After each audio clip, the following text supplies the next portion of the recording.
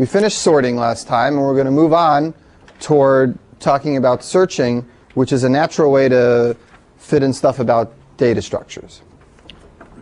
Now, the way that your curriculum's gone so far, you've kind of picked up bits and pieces about data structures along the way. Here are some of the basic data structures, and Mark's going to talk about these this week during recitation as a review and as an introduction for those of you who either know it well or don't know it at all. You can choose different things. If you don't know it at all and you feel you want to review, then definitely go. But if you feel this stuff is just real basic for you, stacks, queues, and linked lists, and you just know it, then we'll have some other more advanced topics that are optional but alternatives to this. You've all used these, and even these, even trees, in different applications, both in the Scheme course and in the Java course along the way. And because of that, I'm going to leave the discussion of it to recitations and concentrate on algorithms more and only data structures that are really advanced versions of these. So the data structures that we'll end up talking about, which are fancier than these, are three, ones of which you've seen: heaps, and then graphs, and then I'll call them, well, let's call them what they're called, red-black trees. Basically variations of binary trees. This decade, red-black trees are the popular version. A decade ago, they were called AVL trees. Well, different version of that. There were weight balance trees. There's all sorts of different ways of manipulating trees so that they do a little bit more about what we like. And red-black trees, I think, have kind of evolved into the version that most people study nowadays, and we'll get to that later today, probably. So here are the data structures that we'll end up studying, and we'll study algorithms with respect to them. And here are some data structures that I assume you kind of know, and details and implementation and stuff like that can be reviewed in recitation. So that's the big picture. To make a segue between sorting and searching, in which these data structures kind of show up a little bit, we're going to talk about one final problem which is really, really practical, and that is, if you have a big list of numbers, how do you get the middle number, the median number? Or we talked about getting the biggest, the second biggest. We talked about getting the kth biggest. How do you get the middle one? So in your problem set, there's one suggestion for getting the kth biggest, and it basically uses heap sort. Remember when we use heap sort, we sort the array by getting the biggest, and then the next biggest, and then the next biggest, until we get them all in order. And every one of those steps takes how much time? Every step to get the next biggest. Who remembers? You have to take the biggest from the top, you stick it on the bottom, and then you have to fix the heap. And fixing the heap takes log n. So if you did this k times, you could get the kth biggest in k log n. Right? Now that's okay, except if you want the middle one, and if you want the second one, that's 2 log n. That's pretty fast. If you want the third one, it's 3 log n. That's still a constant times log n. It's still log n. It's still fast. But if you want the middle one, you're getting n over 2 log n. And that's just order n log n. You might as well sort the thing as far as the constant factor goes. So that's not fast enough. We want to be able to get our median algorithm down to a linear time. And there's definitely a way to do this. And the method that we're going to use is one of a number of different methods. There are some details chosen to kind of make it work out with the constants. But it's really a cool method, and it's been around at least for 25, probably 30 years or more. OK, questions so far? So we're going to talk about a method to calculate the median, or in general, the kth largest number in a list. Median is a special case of that. Now are there questions? All right. Here's a method. The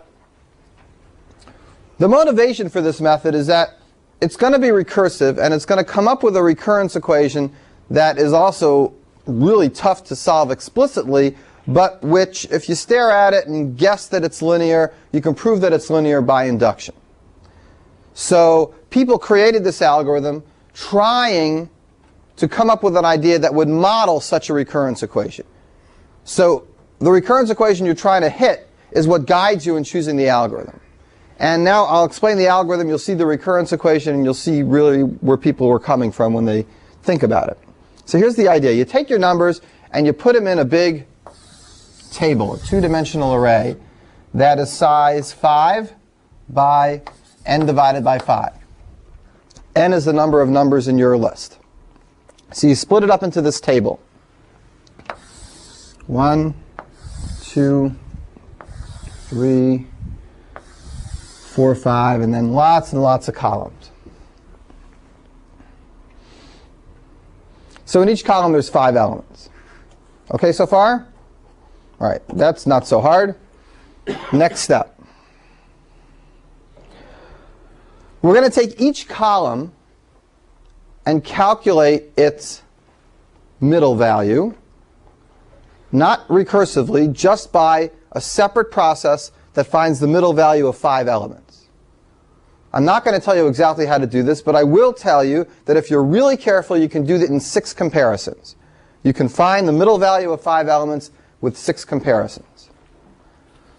Now, I once had a student, after I told him this, who went home and came back the next day with I don't know how many pieces of paper, 18 pieces of paper, going through every possible combination of 6 comparisons on 5 elements, and then trying to convince me that none of them identified the median. And since he was so sincere to have spent God knows how many hours doing this, I spent God knows how many hours looking through his 18 pages, only to find the one case that actually did work. And anyway, so don't do that, because it really, there really is a way, and you can find it out. And if you don't, and if you can't figure it out yourself, I think Mark's already worked out a way with 6 comparisons, so it can be done if you trust Mark, and I do. And once you find that middle element in each column, you put it here. I'll put a little star there. That's the middle one. And you partition these 5 columns so that the smaller 2 are up here and the bigger 2 are down here.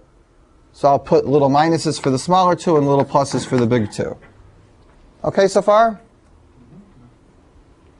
We'll analyze how much time this takes when we're all done. Let's make sure that we just get it step by step. We're going to do this partition of each column all the way across. And each one is done completely independently. Each one takes 6 comparisons and then a couple of moves to partition it. Some constant number of moves, because they're all 5 long.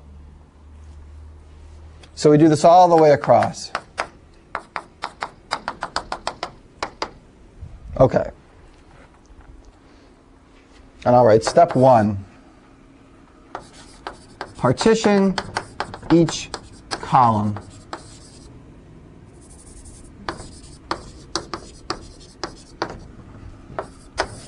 Step 2. Okay, the next step, maybe now I can give you a little idea of where we're going. What we're trying to do here is we're trying to make the problem of finding the kth biggest turn into a problem where we're trying to find the kth biggest in a smaller group of numbers. A group which is ideally half as big as the original group. It won't always turn out to be half as big. In fact, in the worst case, it might turn out to be 3/4 as big. But we're going to get rid of a good fraction of our numbers. And that'll basically give a recurrence equation, basically something like this. Do some work and turn it into a problem which is 3/4 as big. That's our goal.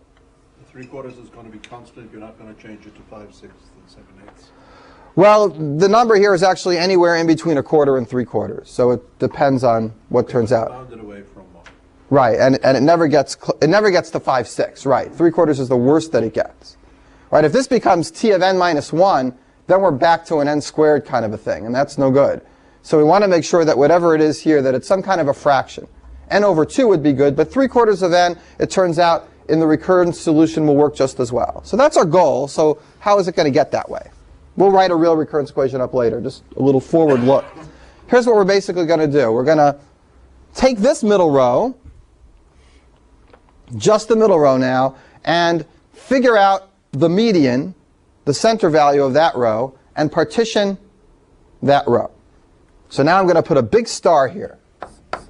This is the middle value of this row. This is done recursively, because this is not a constant number of elements. This is n divided by 5 elements. This is actually has 1/5 of the elements of our whole array, and you need to find the median here recursively. You call it recursively on a list, and you say, give me the middle one. You find the middle one, and then you partition this row just like you do in quicksort. So first find the median, and then partition it left to right on that value just like you do in quicksort. So now this middle row is partitioned with little star minuses on the left and little star pluses on the right.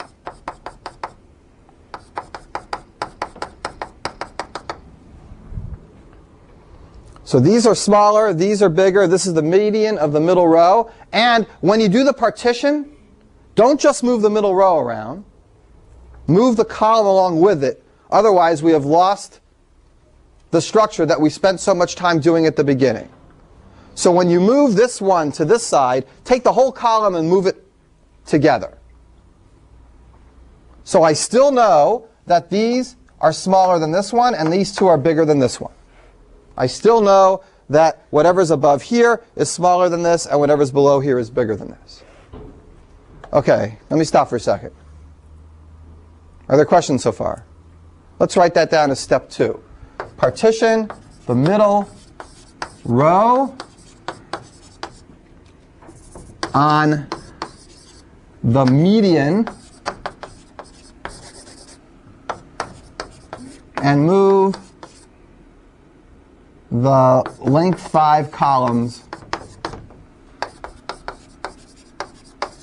around appropriately.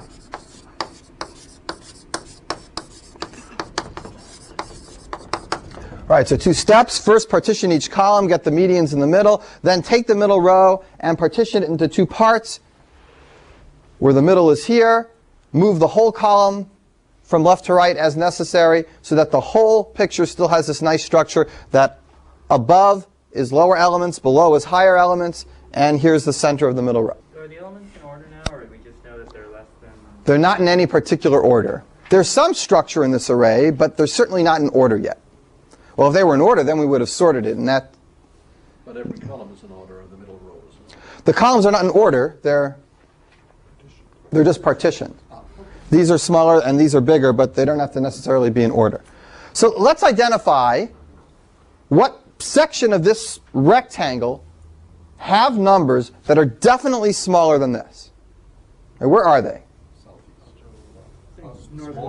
Smaller. Smaller than this middle guy. North, west, right? I'm going to... Oh, yeah, good. Yeah. Right, from here.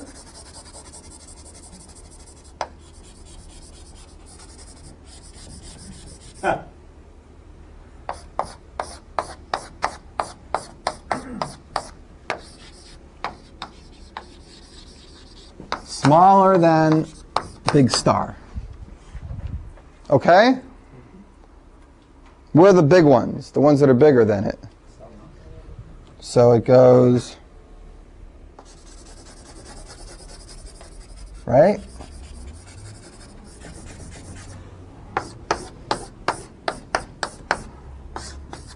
Larger than big star. Okay. Now what? What about these guys? Never Never Land people. Never Never Land. You don't know anything about them. They could compare to this arbitrarily. Either one could be larger or smaller. So you know what we do with these? We go through them one by one and decide which set they belong in. Either this one or this one. So that's step 3. Go through each element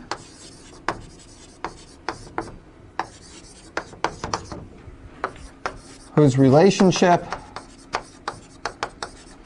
to the big median is unknown,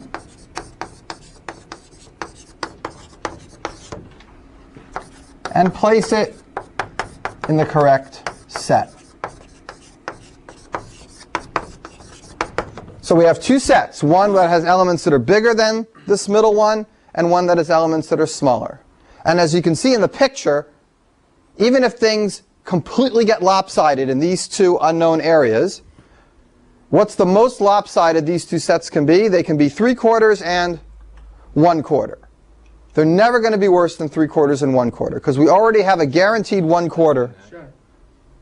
what happens if it's not a 5 by 5 array, a multiple of 5? Like, let's say you couldn't finish your last column, and then it could be worse than 3/4, right?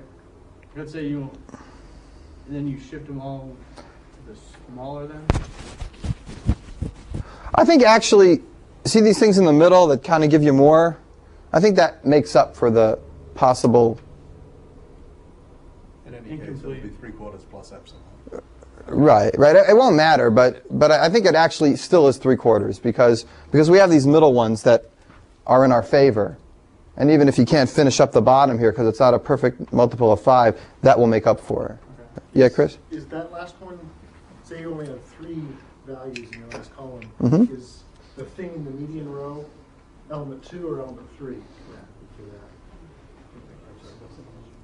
The question is, Oh, what do you do with the last row in terms of finding the median and positioning it in the array? If the last row was... They only have like 1 element or 2 elements or 3 elements. you mean if there's just blanks down here? Like, let's say there's 26. The last Let's say column. there's 26 Right. things you're sorting. Over here. Yeah. So if there's 26, your 6th column only has 1 element. Mhm. Where does that go? Do you call that the median? Do you call that the thing that goes up in the corner? Oh, It'd probably be the median. yeah. I think, well, So then you have blank spots. you know, I think that the answer is I never thought about that, but what I would probably do is fill out the array with dummy values to make it an even 5/5, where they would just be, where you just don't care about them. In any case, it's a constant. If you fill it into or less than 5, you can just check each of them against the median. You could, right? There's only whatever, some constant number, and you could just leave them out and check them by hand. But I guess you could do it either way. You could either make it the median or just throw them up on top. And I'm not sure. I have to think about it. I'm not sure what the best way is. It's a good question, but I'm not sure. So let's assume for now that it's actually even, so we don't have that issue. It may be an issue that we should deal with more carefully. Okay. What's next? We got these 2 sets. We did all this work to come up with 2 sets, one of which is bigger than this star and one of which is smaller than this star. How does that help us? You now reduce the problem to the k largest to the 3/4 in the original set. Is it always in the 3/4? Well, let's say, depends. Let's say we had 100 to start with, and the 2 sets split up 32, 68. 68 are larger than some star element, and 32 are, I guess, 31 are smaller. Here's the star element. Okay? And you originally wanted the 45th largest. Okay? You originally wanted the 45th largest. You did all this work, and now you have 2 sets, one of which has 31 elements in it smaller than this value, whatever it is, and one of which has 68 elements in it larger than this value. You wanted the 45th biggest. What do you do now? You want to do something recursive now. For the 13th biggest of 68. If you look for the 13th biggest, here, why 13th? Because 31, 32, and 13 more give you 45. The 13th biggest in this set will be the 45th biggest in the original set. Does everybody get that? So you figure out which one you were looking for originally, subtract off the number here plus 1, subtract off 32, 45 minus 32 gives you 13, and look for the 13th biggest here. And then you do it recursively from there. Let's say you were looking for the 27th biggest, because that's the other possibility, that it doesn't end up in the right side, but it ends up in the left side. If you're looking for the 27th biggest, that's even easier. What do you do then? You just run it recursively and look for the 27th biggest in the first set without any subtracting off the first 32. Okay, who gets it? That's the most important part of the whole algorithm. All this is preparation just so we can do that. So maybe let me say it one more time and we'll stop for a second for questions. You split it into two parts, which are guaranteed to be no worse than 3/4 and 1/4 of your original 100. You have some value that you've partitioned your elements on. Here you've got at least 3/4, here you've got at most 1/4, or vice versa. And now you ask yourself, well, which one was I looking for? Let's say you were looking for the median. Let's say you were looking for the 50th biggest. That ends up going over half. So you take away these 32, it leaves 18. And you're going to want to get the 18th biggest in the second half. That'll give you the 50th biggest in the original. Okay? Questions so far? So we just did a one-by-one, a cell-by-cell comparison to determine the relation to all of the ones that didn't fit in one group or the other. Is that right? Right. All these we do a one-by-one check. Right. Is there any guarantee on what portion that will be? No. They could all end up in one set or the other. That's why in the worst case, you might get 3/4 versus 1/4. And this is modulo Chris's question of what happens when, maybe this has some empty values in it and they all go in the other one. It could actually maybe get a little worse than 3/4, but I think we're talking about a constant value one way or the other, and it won't matter. So let's just assume it's even. But you do have to go through these one by one, absolutely. Okay, so that's the algorithm. It's a lot of work and then a recursive call. There's also a recursive call in the preparation. Where is that? There's one recursive call in this preparation. Where did that happen? Good. When we got the median of the middle row, that was a recursive call that took this particular array and asked for if there were 20 things in this row, which there would be if we started with 100, it asked for the 10th biggest in that row. So that's another recursive call. There's actually two recursive calls, one the most important one at the very end, which turns it into the subproblem, and one which is just helping us get the preparation done. So now we're going to write a recurrence equation that models the time of this. Now this is an algorithm that you really cannot analyze by looking for the sum and adding it up, because this is really a recursive algorithm that's a mess to analyze if you try to do it iteratively. So you really do need some recurrence equation, and the recurrence equation is really ugly in the sense that it's not easy to just solve it by substitution. So we're going to need some fancy technique to solve it, and we're going to stop at that point. I'm not going to go through the details of solving it, but I will tell you the technique that's used. All right, let's come up with the recurrence equation. That is what I do expect you to be able to do in this class. So let's do it real slow. Make sure everybody gets it. Okay, step number 1. Partition each column. How many steps does it take to partition one column? It takes 6 comparisons. And then you have to move them around a little bit. That's some constant number.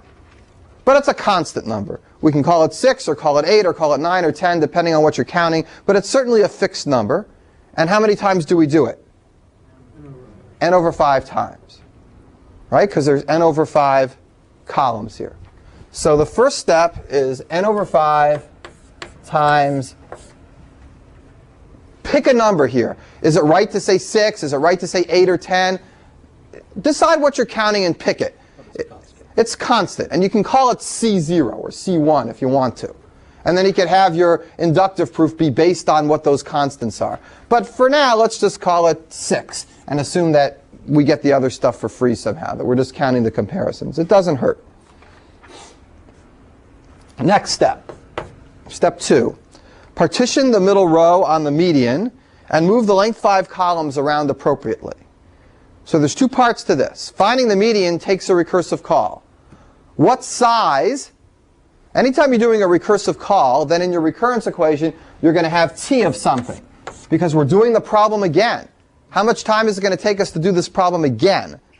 But now the list is smaller. How much smaller? It's a fifth as big. So this is Tn over 5 plus, how much time does it take to move these things around? Well, partitioning this takes time proportional to its length, right? Remember when we partition in quicksort, it takes time proportional to the array. You have to move the pointers in from the 2 ends until they crash. Every time we swap here, we actually swap 5 elements, right? So let's count how many steps altogether. What do you think? This is n over 5, right? Times some amount of steps to swap the 5 columns. You can call it 5. You can call it, if every swap takes 3 steps, you could call it 15. What do you want to say? 5, 10, 15? It doesn't matter. It's going to end up being a constant.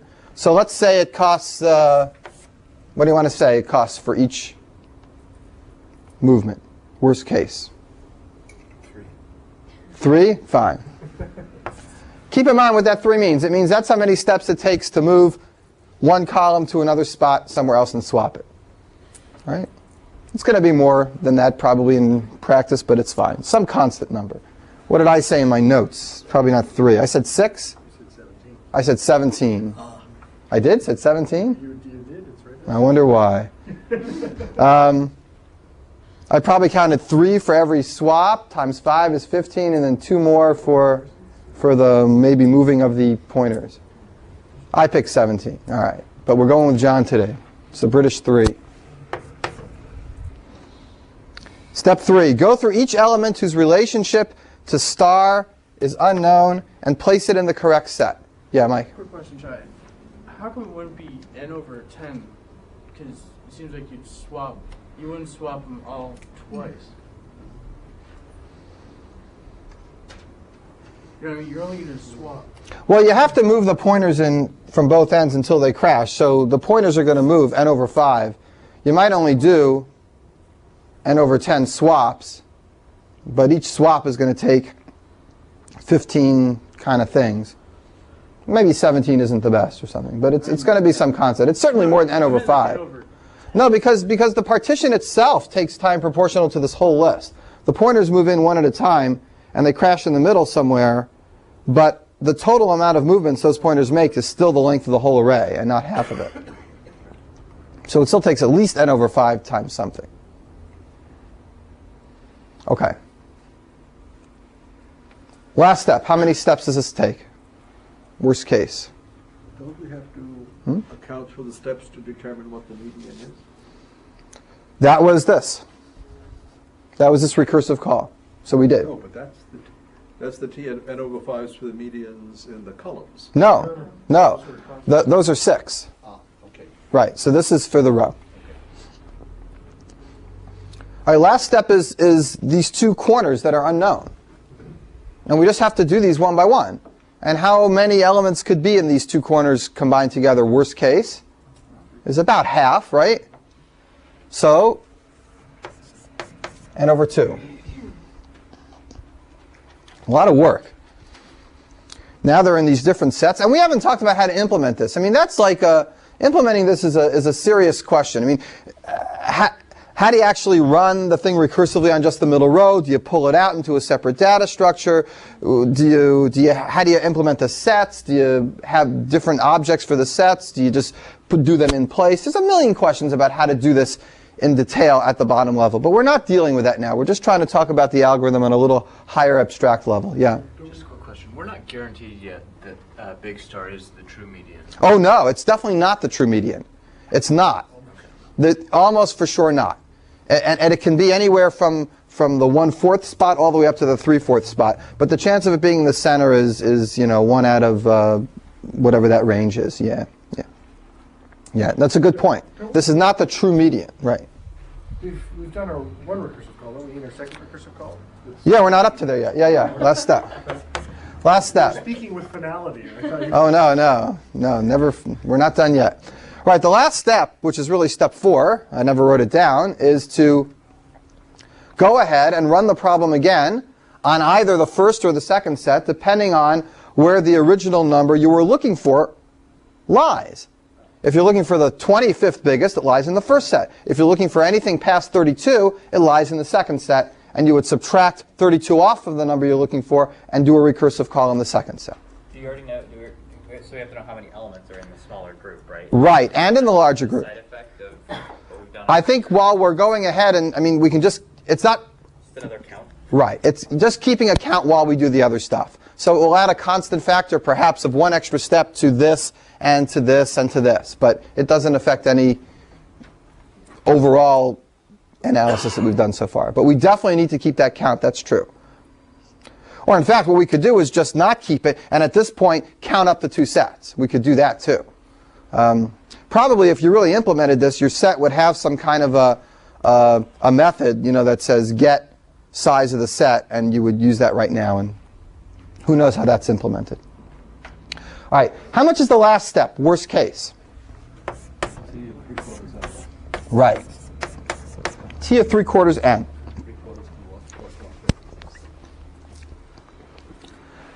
The idea is that the worst thing that could possibly have happened is that all these unknowns went into one of these, making it 3/4 of the whole space, and you'd have to run your algorithm on that whole space.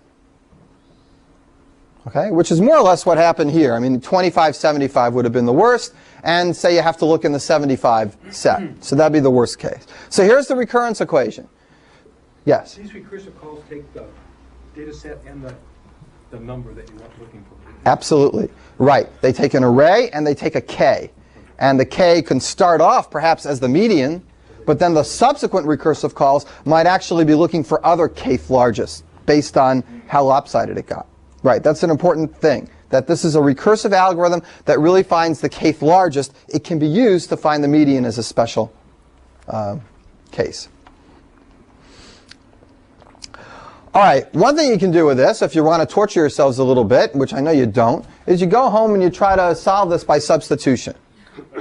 Okay, you write down Tn over 5, T3n over 4, you see what they equal, you substitute them back here, and you keep going down, down, down, and you get this long thing, and you hope to God you'll be able to look for some pattern and formula and see where it's heading, and you might be able to do it. In fact, you can do that. It's just a little ugly mathematically. The other way, and this is a technique that does work very easily, and it's usually the one most textbooks use because it requires the least pain, and that is to say, well, look, we're trying to make this linear time. We think we've made it linear time. How come? Because we've got fractional pieces here, that this looks more or less like something like this. It looks more or less like t of n equal t of a fraction plus some linear time amount. Right? That's basically what we've done. And hopefully that's going to end up being linear time. You have to be a little careful because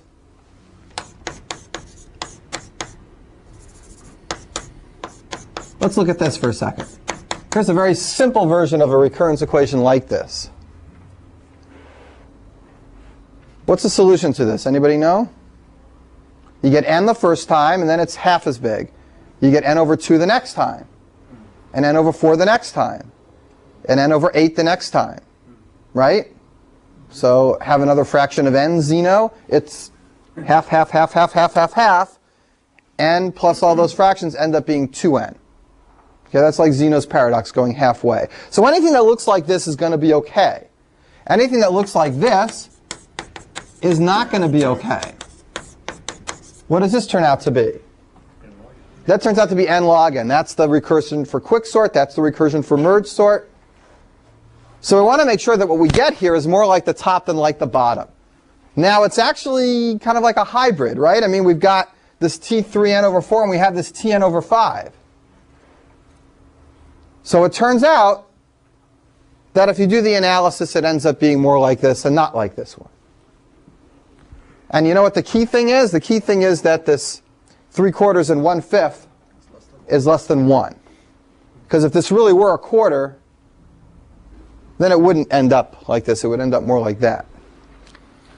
So that's the whole trick here. Why do you pick 5? Why do you do it in this weird way? It's just this nice relationship between the 3/4 and the 1/5, that when you add them together, they're smaller than 1.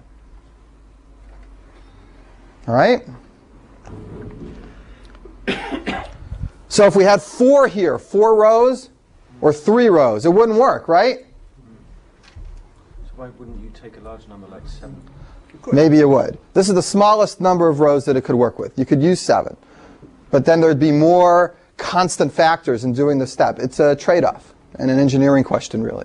But certainly, the smallest number of rows that this idea will work for is 5. It's not going to work for smaller than 5 because the recurrence equation won't turn out to be like this one. It'll end up turning out to be like this one. All right, so the way you actually solve this recurrence equation is you don't solve it. You guess that it's smaller than or equal to some constant times n, and then you convince yourself that that's true by induction. right? And Mark can do that in recitation. We've actually done this in discrete math. We've done something just like it. Assume by induction that this is less than, say, 192n. Okay, and then use that inductive assumption to substitute this with something smaller than 192n over 5. Substitute this with something smaller than 192.3n over 4. Add these together and hope that you get something less than 192n, and that proves your assumption. And if you don't remember that, or that seems too fast, then you'll see it again. Mark will do it again. All right, but that's the way we normally do it. Guess the solution, prove it's true by induction. So this is linear time, and the reason intuitively I told you before is that those two add up to less than n, and there's our linear time algorithm for kth largest. I know about strange, yeah.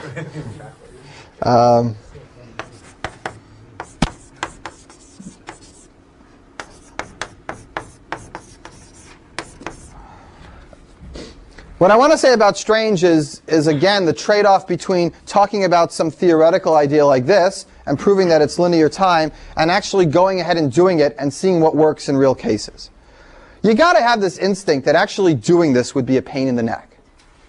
Right? I mean, actually getting this program to run look, it only took me a half an hour to describe it to you, and I think everybody probably pretty much gets the idea. But if I had to go right now to my desk and sit down and make this work, it would take me a good deal of time, probably well into the afternoon, before I really got all the bugs worked out and got all the data structures worked out the way I wanted.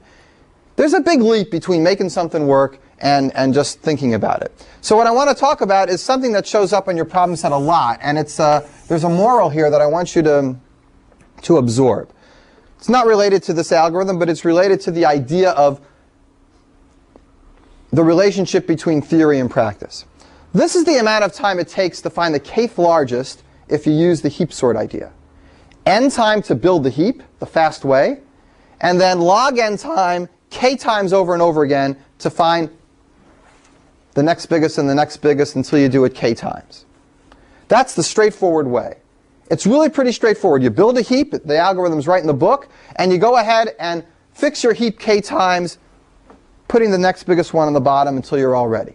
Now, you can actually write this. This wouldn't take well into the afternoon. This would take you about maybe half an hour to an hour if you're a good programmer to get this thing done and running. And it runs pretty fast. I mean, think of how fast it runs. It's just n time to build it and then k log n. It's pretty quick. If you're looking for the fourth biggest, it's n plus 4 log n. Now, in the problem set, I ask you to think really, really hard about a very, very clever idea that will actually take this method and knock it down to n plus k log k. The idea here is that somehow you're going to do this method so that your heap, instead of modifying a heap that has all the elements in it, you're modifying a heap that has at most k elements in it, where k is the biggest that you're looking for. Now, let's not get into how to solve it. I'll be happy to tell any of you how to solve it if you've thought about it for a while and you get to a brick wall. I mean, it's actually, you'll probably figure it out yourself if you think long enough. It's a clever solution. But whatever the solution is, it does knock this n down to k. But let me tell you this. The solution does involve using a second heap. It does involve using kind of a reverse index. If somebody gives you the value, figuring out where it is in the original heap. It involves a lot of constant overhead. So Mike Sisolak's not here, so I can talk about him. I sat with him the other day, and he was working on this problem, and he's a very quick and fast programmer. He wrote this up very quickly, and then spent a lot of time after I went through the solution with him writing this up. And we tested it. So which do you think took more time? Well, it's a loaded question.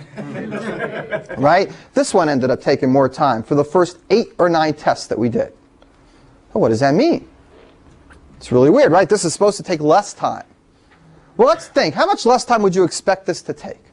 I mean, the n's are exactly the same. The k's are exactly the same. It's the difference between log n and log k. Let's say k was n over 2 for a minute. What's the difference between log n and log n over 2? Log n over 2 is log n minus log 2. The difference is 1.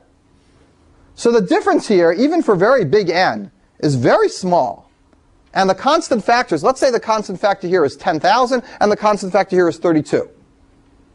You're going to have to use some pretty darn big n to start seeing differences there. You'd have to use an n, well, so you'd have to use a k that's at least 32,000.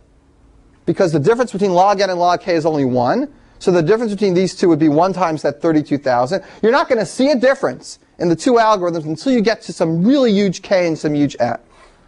So I suggested that to him. But once you get to a very, very big value, Java starts coughing up blood and goes to the hard drive, and then measuring how much time it takes becomes ludicrous because the system overhead has become dominant.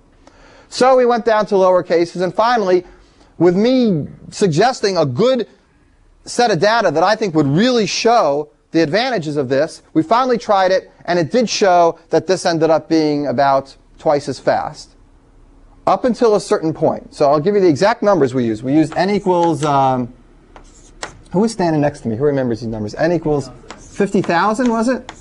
And k equals 100, something like this. This worked out in favor of this. That was all right. And then if we tried 150, it flipped. So we did a little binary search to see at what point it flipped. It turned out that 134, it did what we thought it would do. This was faster. And at k equal 135, one value more, this became much, much faster than this. Well, what's going on? This is a very interesting question, and I think actually we don't really know what's going on, but there could be some nice research done into just this kind of stuff, which is much more experimental and engineering oriented than most people would think of algorithms as a topic. But there has been in the last 10 years a big move to thinking of algorithms both as a theoretical subject and as an experimental subject. And here there's a lot of issues. One, did Sisolak goof up in his algorithm? Maybe he did something weird. I checked it and he didn't, so that wasn't the issue. What do you think the issue is? I'll tell you what my guess was after you make some guesses. What do you think's going on here when it freaks out so badly between 134 and 135 and consistently every single time the same way? I really don't know what's happening, but I have a guess. Does anybody have an idea what they think's happening? What do you mean consistently every single time the same way? You run it again for the 134 case, and this one's faster. You run it for the 135 case, and this one's faster. But always with the number 50,000. No, you could change that a little bit, actually. And how did you select it? Yeah, right. It's really the 134, 135. At least that was our experiments. The other, since you're having to build a new heap for this, you might be running into memory issues or something, and you need to. Yeah, but the new heap is smaller than the first heap. I'll tell you one thing. I mean, the truth is, it's just in the dark guessing unless you actually see his code. But I'll tell you one thing is that fixing this heap is in a loop that doesn't create new objects every time through the loop. It just manipulates this one heap object that stays the same, and it manipulates it and doesn't have lots of overhead and probably not a lot of extra memory getting dynamically allocated. But doing this, the way he implemented, because Java enforces this nice structure on the program, he was forced in doing this implementation to create new objects all the time in the second heap because he had to have references back. Forget the details, you won't get it unless you actually see the code. But the way he implemented this, there were lots of objects being created. So my guess is what happened is that Java does garbage collection at a particular point, and the size of whatever structures he's using triggers a garbage collection to kick in right after 134. That's my best guess, because otherwise the results are really hard to explain. But again, it's a guess, and you really need to look and see what's going on and see if it is doing garbage collection then and see what's happening. Why would the garbage collection cause that sort of? Because the garbage collection takes a long time, and there's no way to cut the timing out of the. He ends up timing the garbage collection, which isn't timing the actual algorithm itself. So the moral of this is that there's a lot of interesting questions to ask once you're past the theory. And this looks like it's an improvement, and if you came up with this improvement, you could publish it, and everyone would say, very nice improvement. And the question of whether it's a practical improvement or not is left to the engineers, and the engineers have to be smart enough to understand what this is talking about, and also smart enough to say, very nice, go back to your theoretical work, or very nice, I can really leverage this into something that works. And that communication has to stay strong. The minute the theoreticians do not address those issues carefully, and the minute the engineers are so far removed from what they're doing that there's no communication, then the whole field really breaks down. And this is especially true in computer science. Computer science, the math is motivated by the practical issues. and not just by what seems beautiful. Sometimes it's by what seems beautiful, but there's got to be a good reason that you can give at the bottom line that makes things work. That's the difference between a theoretical computer scientist and just a pure mathematician. All right, enough of this. Let's talk about searching and a data structure called binary search trees.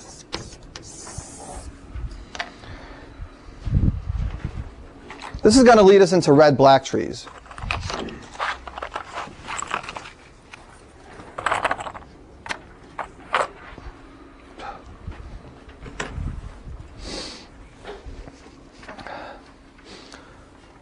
We talked about a data structure called a heap.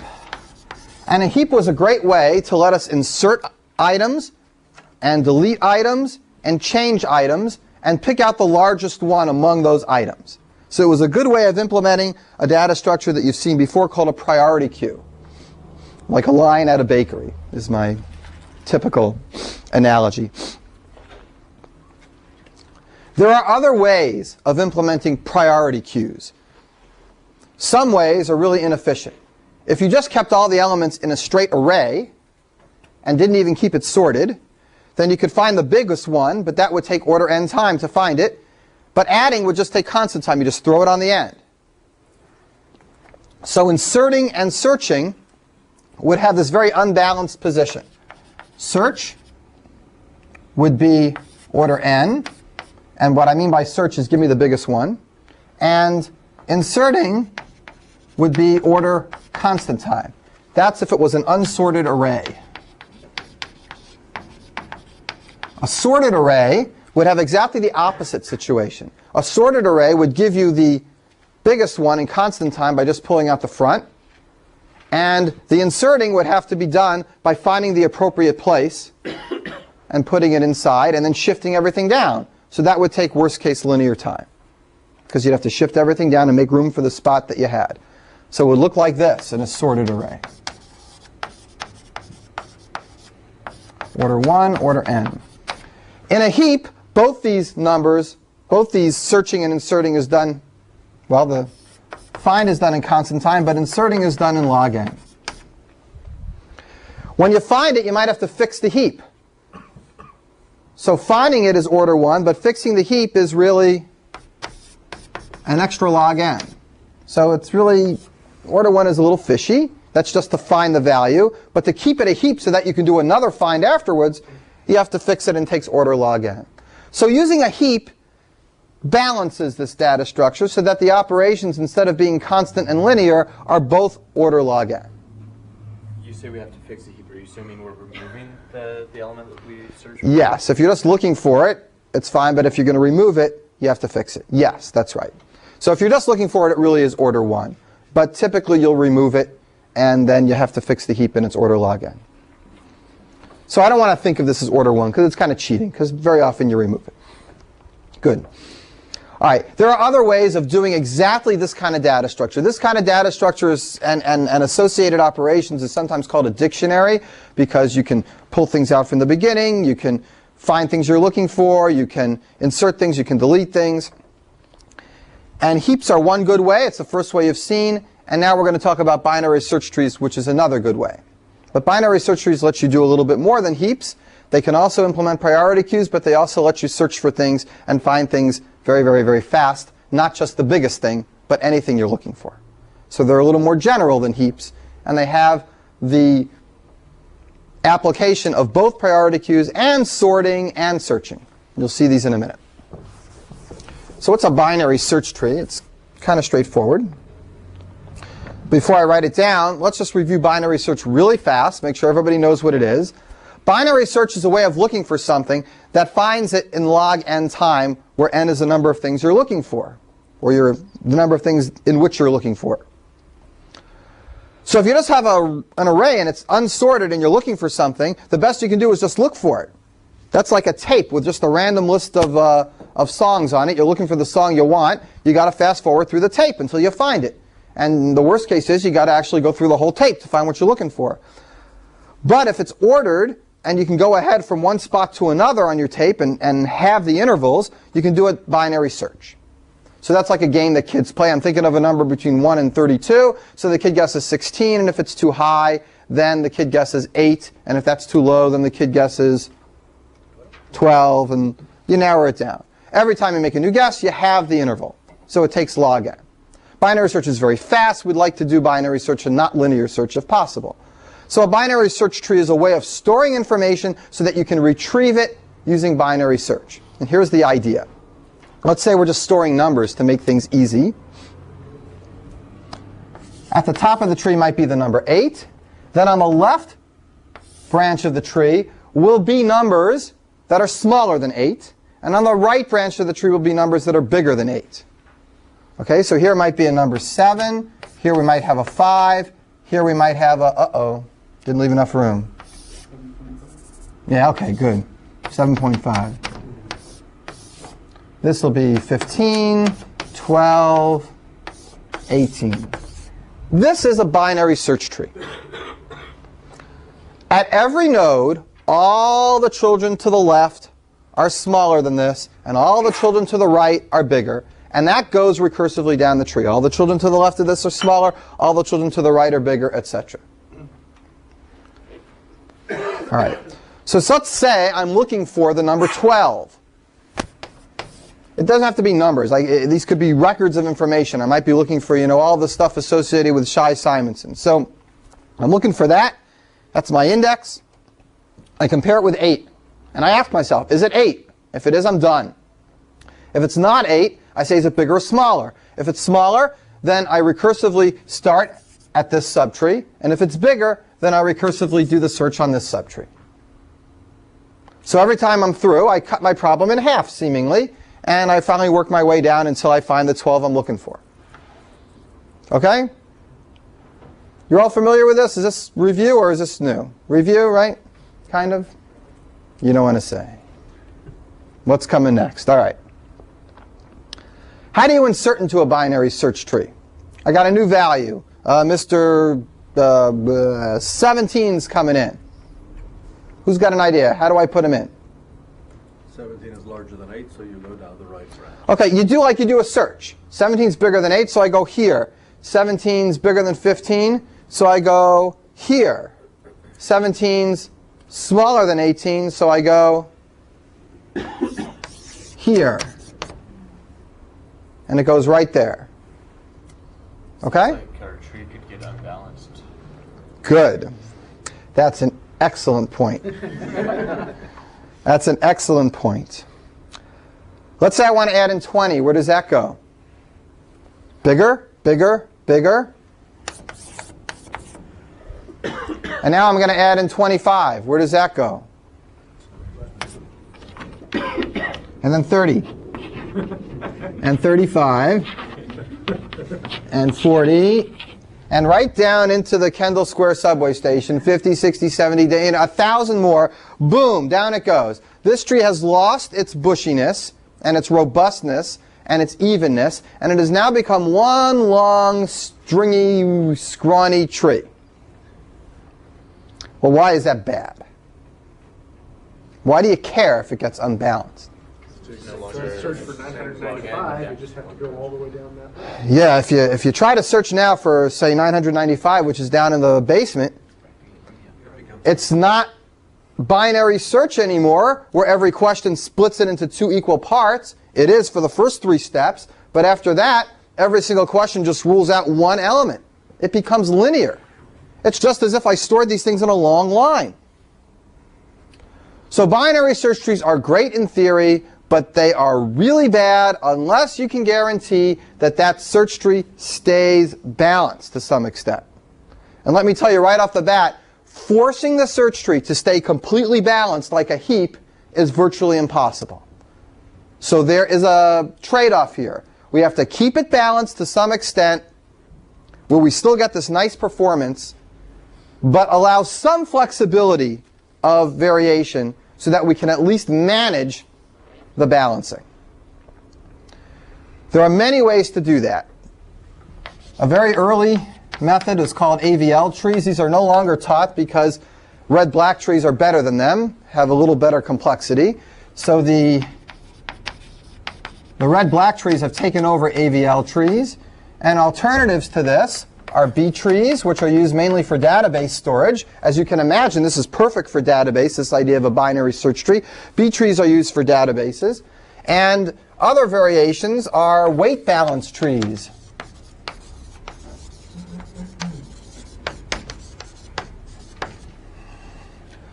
These two possibilities are called height balance trees. The difference between these two, very obvious. Height balance means that the distance from the root on the left side is very similar, if not the same, to the distance from the root on the right side. That they're height balanced. That you don't get any long, stringy things. Weight balance means I don't care how long the paths are, but the number of nodes on this side is going to be very similar, say within 90% of the number of nodes on the other side. Height balance trees are much more popular, easier to deal with. And there's plenty of papers on weight balance trees, but they are not the general way of handling this. When you talk about height balance versus weight balance, are you generally only talking about from the top node, or do you... No, from each node. No, recursively down through each node. Each node has to be balanced, and then including the top node. Yeah, absolutely. Otherwise, you would only know that you have the good performance on the first question, and then afterwards, you wouldn't necessarily have that. Shai, are we going to get into more detail later on red-black trees? I mean, not necessarily today, but... Yeah, necessarily today. Well, today or tomorrow. We're right there. I want to talk a little bit more about binary search trees before we go on. This may or may not be review, but bear with me if it is. How do you store or implement a binary search tree? You need to create a tree, and every node in your tree needs to have a left pointer and a right pointer. You can also add other things in your tree. You can have parent pointers that go back. Some trees, you only have parent pointers. When we do shortest path algorithm and minimum spanning tree algorithm, our trees are going to be defined strictly through parent pointers, and we implement it using an array. Nice and easy.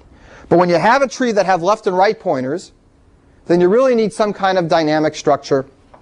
And you'll see this in recitations exactly how you implement it. But keep in mind that from a node, you have a left feature, you have a right feature, and you can move to other nodes, which are recursively also have left features and right features. Now, just with that, so we have a pointer coming into the top that's called the root. And that's what defines the tree. Root points to here. Each node has a left and right. How do we do anything with this tree? How do we search it? Searching it is easy. Check root.data to see if it's what you're looking for. And if it is, you're done. If it's not, compare your value to root left data. Compare your value to root.data. If it's smaller, go to root.left. If it's bigger, go to root.right. So you're going to move left or right depending. The normal binary search operations are fine if you have left and right. What if I wanted to print out all the nodes in my tree in some kind of reasonable order? Let's say sorted order.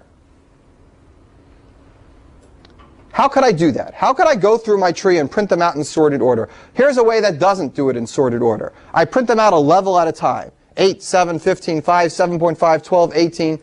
That's just the level order. That was really useful for heaps, but completely meaningless here. You could do that using a queue. You could put the root on the queue, delete it from the queue, look at its children, put those on the queue. Keep deleting from the queue. 15 comes out next. Put its children in the back of the queue. A queue is a nice way to get a level ordering of a binary tree. But it doesn't help here. So the heck with queues, and we need a better way to print this tree out. Well, the way to do it is using recursion. And it's a very natural way. What do you know about this tree? All the values smaller than 8 are on the left side. All the values bigger than 8 are on the right side. So if you want to print out all these values in sorted order, all you have to do is first print out this subtree recursively, then print out the root, then print out the right subtree recursively. And that's called an in-order traversal. In order means first left subtree, then root, then right subtree. Recursion, left subtree, then the root, then recursion, right subtree. So an in-order traversal of a binary tree is a sorted listing of all the nodes if the binary tree is a binary search tree. Are there questions about that? Okay, so first you recursively go to the left. In order to do this, you recursively go to the left. This is the first one. This is the second one. This is the third one. Now you're done with this, so you do the root, the fourth one. Now you do the recursion on the right. In order to do this tree, you go left, you do the root, and then you go to the right. Everybody, you guys can run through this recursively? Okay. So an in-order traversal is good for sorting. There's also, once we're mentioning in-order traversals, something called pre-order and post-order. And there's a lot of nice uses for these. They're used a lot in compilers and in getting in calculating expression trees, as they're sometimes called. But I won't get into applications now. Let me just get into what they are. Pre-order means that you first do the root and then you do the children. So what's the order that it would print these out? Let's try to do it. First do the root. That would be 8. Then the left subtree. 7. Then the children. 5, 7.5. Where are we up to? We did the root, the left subtree. Now we're going to do the right subtree. Root, left subtree, right subtree. So 15, 12, and then this one is 18, 17, and 20. That's a listing of these in pre-order. And post-order does the subtrees first, and then the root. First you do these two, and then you do this. Which is the first node printed in a post-order of this? Left, then right, then root. So how do you do this one? Left, then right, then root. So 5 would be the first one. And there are some really nice applications of it, but I'm not going to get into them right now. It's a good question. It's a really good question. Okay, questions so far? Other questions?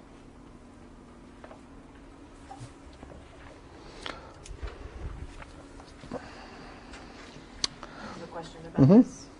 Post order. When you're going down the right side, you get 12. In post order. Yeah. So the first, let's do the post order. Yeah, the post order means we're going to first do the left subtree and then the right tree and then the root. So the last thing is going to be the root. Right. Left, right, root. So 5, 7, 5, 7, and now the right subtree of the original. Left, and then right, left, Okay. and then right. So it's 17, 20, 12, 17, 20, 18, 15, 8. That's the post-order traversal of this. Okay? That's what I thought. Okay. I wasn't sure. Yeah, no, it's fine. This takes a little practice, but I think, the reason I'm not spending a lot of time in this is because I think this is just the stuff that I expect you to be good at after surviving through the scheme course. And you may not be good at it yet, but I'll be happy to work with people one-on-one and make sure you're good at this. All right, so here's where we have a little more time today. Here's where I'm headed. I want to explain how to make these binary search trees robust, to keep them balanced. And the method that we're going to talk about is the red-black tree method.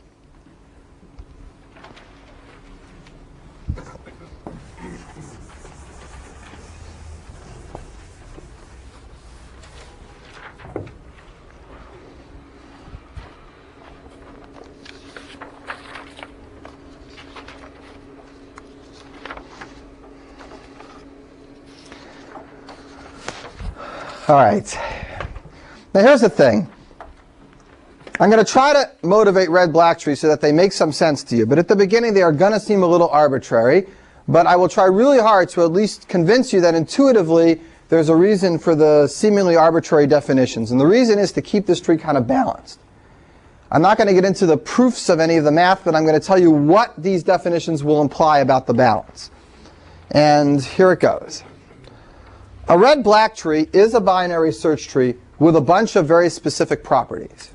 And here they are.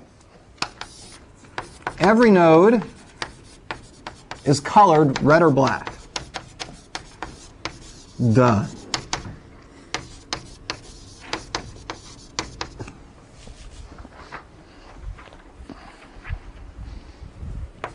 Let's go in order of the easiest ones. All leaves. That means all the nodes at the bottom, and you should understand what this means because it's a very annoying definition and it's easy to miss. This actually means the nils at the bottom. It means the things that point to nothing, the actual nothings, the bottom, the nils, those are all black. So if you actually draw a tree, you can have reds that look like they're at the bottom, but the nils that they point to are considered black. All right, so all the nils, all the bottom, all the nulls at the bottom are black. All the leaves, meaning the nils, are black. So that even the null pointers at the bottom have colors and they're black. All right. Up until now, there's nothing about a red-black tree that would make it bushy. It could be just as skinny as any other tree. You just color the nodes.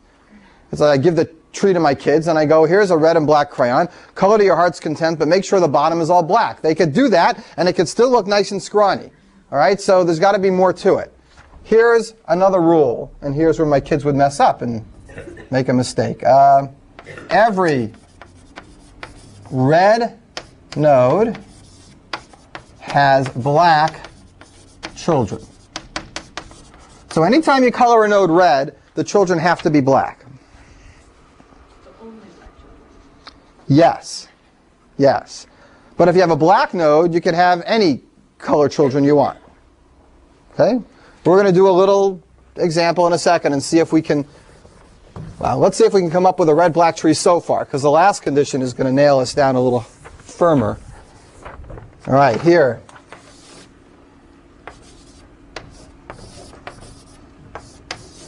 Do these nodes also have numbers associated with them, or are they just colors? They have other data associated with them, but this is just one more piece of data on top of whatever you're normally storing. So this is colors on top of the indices or data or anything else that you're storing. Is this a red-black tree? According to what we have so far? No. Yes. You have to. The red needs. Yes. The red has two null points that are black. Right. Anything that's not listed are null points. So as long as those null points are black, we're okay. It's okay to have the red here. Just keep in mind that the null points that it points to are black. Okay? If this were a red, it would still be a red-black tree. If this were red, it would not be a red-black tree. Right? But this is not enough. I could clearly make this scrawny and skinny without violating the conditions, right? What do I have to do? Just go black, right? I mean, I'm not there yet. But here's the fourth condition, and this is really what nails it. From any node,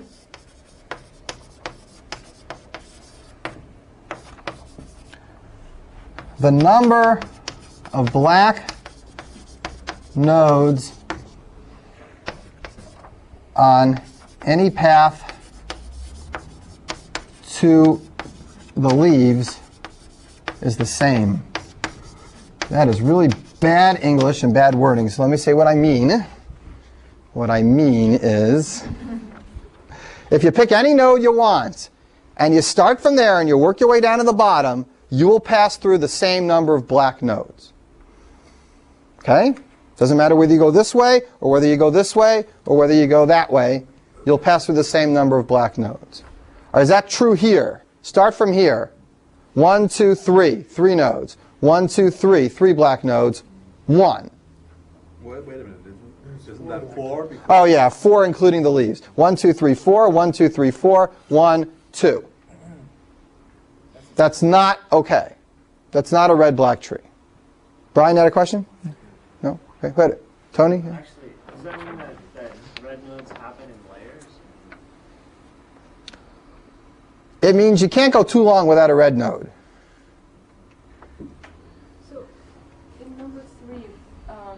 that every red node's immediate children? Or?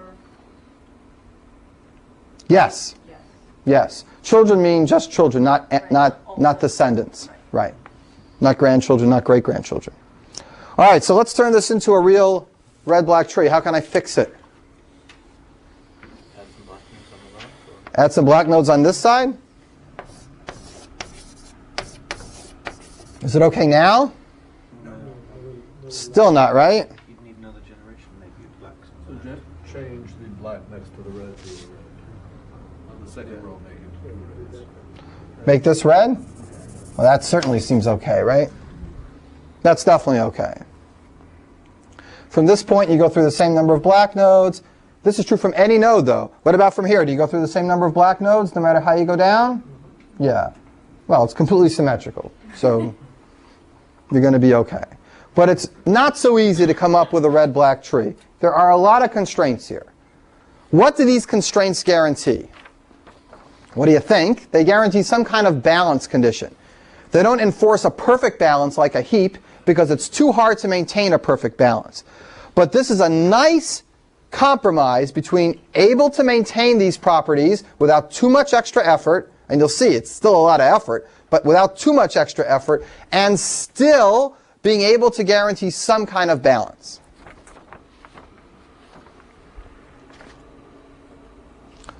Okay, if I kept this tree completely balanced, then what would the height be if I had n nodes? If it was perfectly balanced? Log n. With a floor or something, right? A ceiling.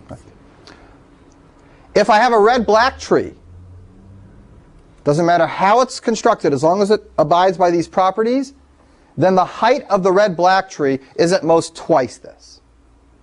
Okay, it's at most 2 log n, which means it's order log n, which means all the operations that depend on the height of the tree stay log n and never get linear. But it's not at all balanced as perfectly as possible. It can be twice as much off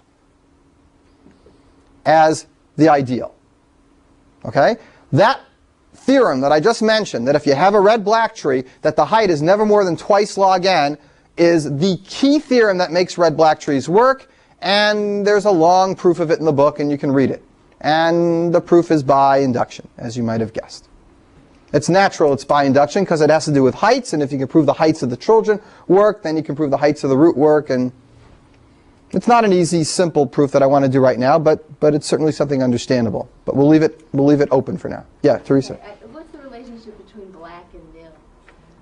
I'm confused in terms of... Oh, so if I wrote the nils in here, let me write the nils in. Nils are not black. No, nils are usually the ones that you don't show, because every node has a left and right child, and these point to real nodes, but the ones in the bottom, the leaves, don't point anywhere. So a leaf cannot be nil. A leaf is nil. But it doesn't have a color? It has a black color. does it have any So what are data? those things hanging off? These are nils. This is nil, nil, nil, nil, nil, nil, nil, nil. Bottom row. Leaves are one Nils there. are not nil. Well, our text defines the nils to be the leaves here, and they say it's a definition issue. You want to call these the leaves, that's fine. Then the ultimate bottom level is always black. The nils at the bottom are black. I guess I'm confused because I don't know what the purpose of them is, so... Oh, the purpose of having these nils is that when you're doing a binary search, you have to know when to end. Oh.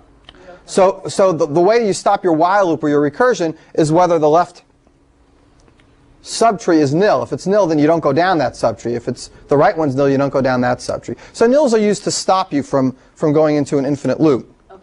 And red and black are used to... Red and black is our own perception of how to keep this thing balanced.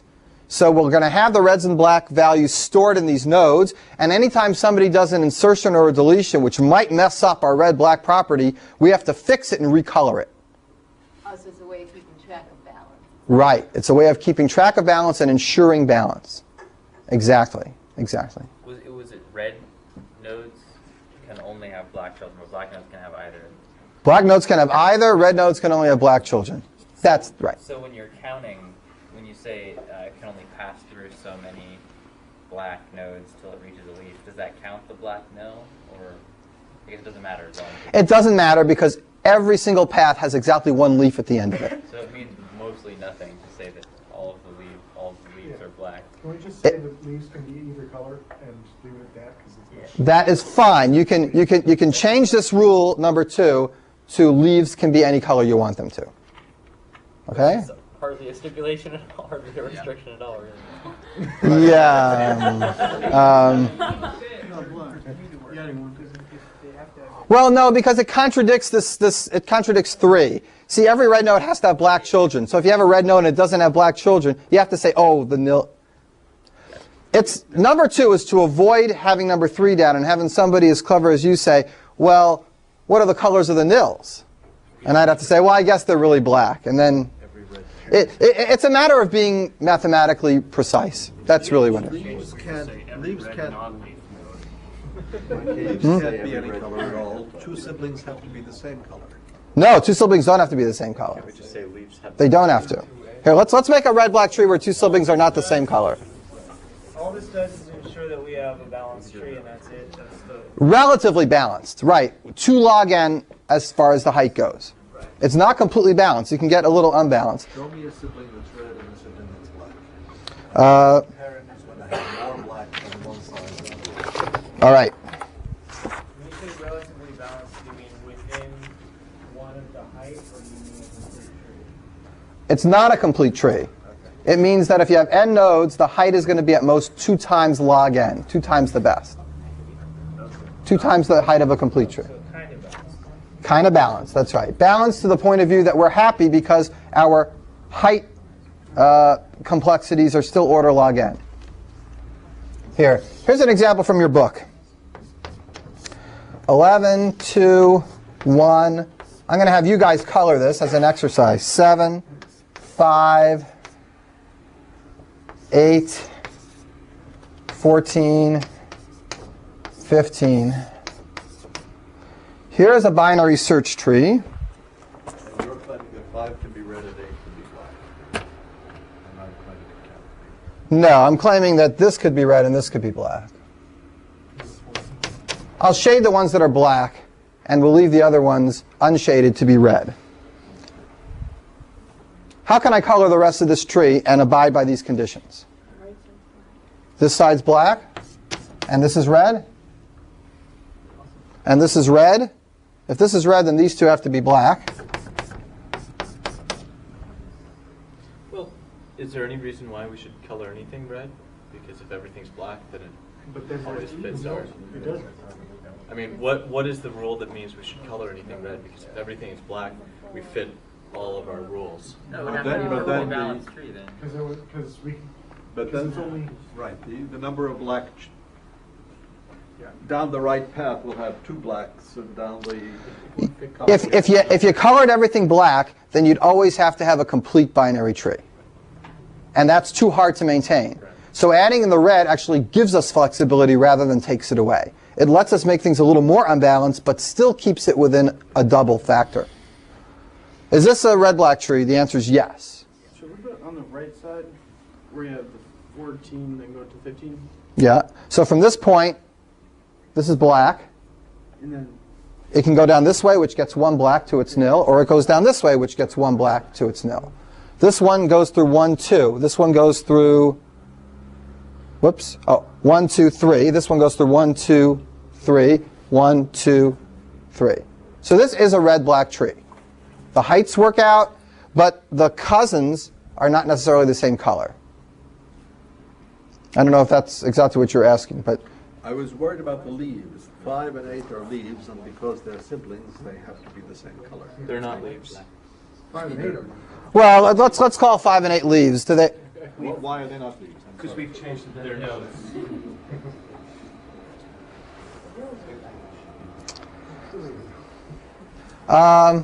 I'm using the old definition of leaves. 5 and 8. But here's a leaf and here's a leaf, and they're not the same color. That's right, but 5 and 8 are siblings. Oh, you mean sibling leaves? Do they have to be the same color? Let me think about it. Maybe. I bet they do. But. All right. Getting a little more comfortable with red-black trees? All right. Let's rip this red-black tree to shred. I'm going to stop today before the hard part. We'll do the hard part tomorrow, but give me just another 5 minutes to give you a little more intuition about this. What we need to do with red-black trees is use them as binary search trees, but not lose their red-black property. What do you do with binary search trees? Just search for things. Well, searching for things isn't going to touch the red-black property. I find it, I return the data, I don't find it, I mean, that's no big deal. What changes the red-black property in potential is inserting a new element or deleting an element.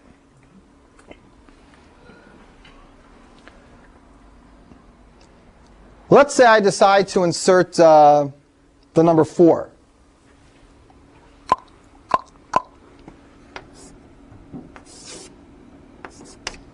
Sorry, the slashes mean black or red?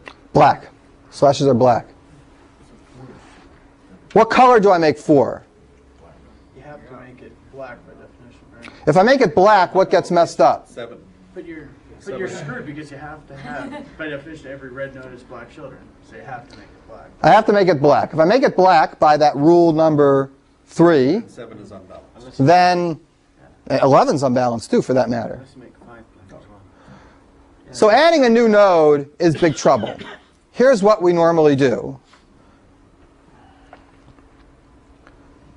We normally try to go ahead and keep the distance part okay and deal with the contradiction of a red having a red child.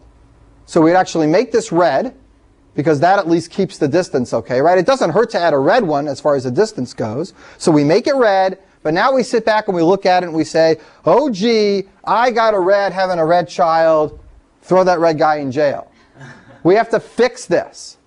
By distance, you mean the number of black steps down Yes, the bottom? you're right. The number of black steps still stays the same if we make this red. So this is a very seemingly complex process. There are a lot of things that go on to fix it. Sometimes we recolor. Sometimes we do what's called a rotation. I'll talk about rotations next time. We actually mutate the tree a little bit. We move things around. The worst case in fixing this red-red clash is that we fix it here, and it makes a new red-red clash 1 level up. We fix that, it makes a new red-red clash 1 level up, and we have to fix things all the way up to the top. And that takes at worst order log n. So fixing the tree will take at most order log n to get it back to its red-black status. Can't changing the root mean you have to leave you with problems on the right subtree then? It can, but we'll take it. No, we're going to make sure that never happens. We're going to make sure the root always ends up being black, and it'll work out. You're just not recoloring, you're going to rearrange some stuff. If we get lucky, we just have to recolor, but almost. You want to know some more details? Here's the details. Jeez. You see these two guys? Here, you got this red-red clash. Yeah. This is the kid of this one. These two are red.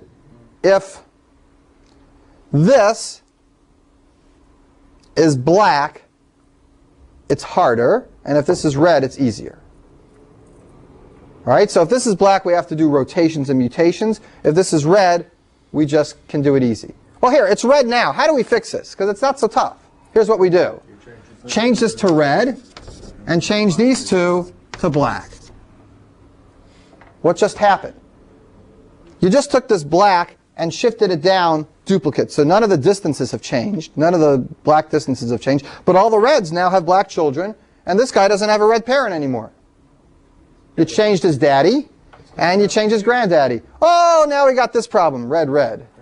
But it's not going to do any good just to change the colors. It does right here. We're fixed with this part. You do have the same tree. What if this was black? We'd be okay.